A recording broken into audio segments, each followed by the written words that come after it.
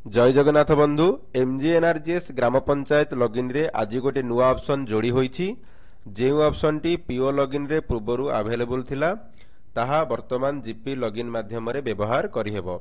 आपण माने जानिछंती एमजीएनआरजीएस योजना रे जे श्रमिक माने काम करूछंती सेमानकर हाजिरी बा अटेंडेंस एनएमएमएस आप माध्यम रे निया जाउची, किंतु जदि कोनोसी कारणवशतः एनएमएमएस आप ओपन हैला नाही से दिनर अटेंडेंस नेबा पई ब्लॉक को जणैबा को पडुथिला एवं तापरे से दिनर अटेंडेंस एग्जामिशन रिक्वेस्ट माध्यम रे पीओ लॉगिन रे करा जाउथिला, तापरे से दिनर अटेंडेंस निया जाउथिला।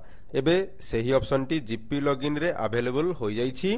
देखंतु से ऑप्शन केमिति आमे व्यवहार करिबा।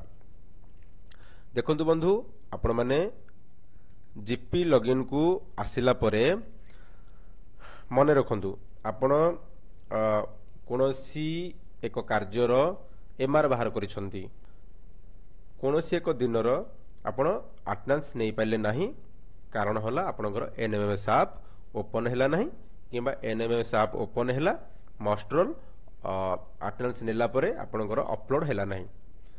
आपण जीपी लॉगिन को आसीबे। जीपी लॉगिन आसिला परे देखंतु एटी D6 रे अछि मास्टर रोल, यार ऊपर क्लिक करिवे। तापर देखंतु एटी 3 number master roll in parts रे 3 लास्ट को देखंतु raise master roll examination request, यार ऊपर क्लिक करिवे। क्लिक कला परे एटी आपनकर आसुची सर्च की फॉर वर्क। जेउ कार्यर आपण एग्जीक्यूशन करिया पई चाहुछंती जेउ दिनर आपण से वर्क कोड देखि एटी सर्च करिवे। तापर सिलेक्ट वर्क कोड आपनकर एटी शो करि जिवो। एठी आपण सिलेक्ट करिवे। सिलेक्ट कला परे देखंतु एठी हमरो आसिला जे हमर एठी मास्टर रोल रही 7 रु 13, तो केउ डेट रो आपण एग्जीक्यूशन करिया पई चाहुछंती से डेट ऊपर आपण एठी टिक मार्क करिवे। टिक मार्क कला परे तापरे एठी देबे रीजन। देखंतु सिलेक्ट रीजन लिखा जायछि। दुईटी रीजन अछि एठी device not working, network not available in whole gram panchayat.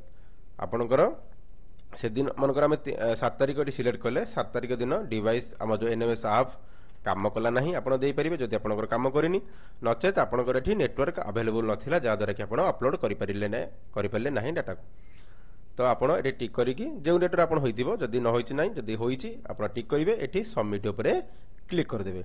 Submit ऊपर क्लिक कर देले आपनकर एठी एग्जीक्यूशन रिक्वेस्ट होई जिवो, जा द्वारा कि आपनकर जिल्ला रो सेटा को अप्रूवल दिया जिवो। अप्रूवल देला परे आपण एठी मैनुअली से दिन रो अटेंडेंस टा को फिल करि परिबे ए जीपी लॉगिन साइट रे, जहा कि एबे जीपी लॉगिन रे अवेलेबल हो जाईछि।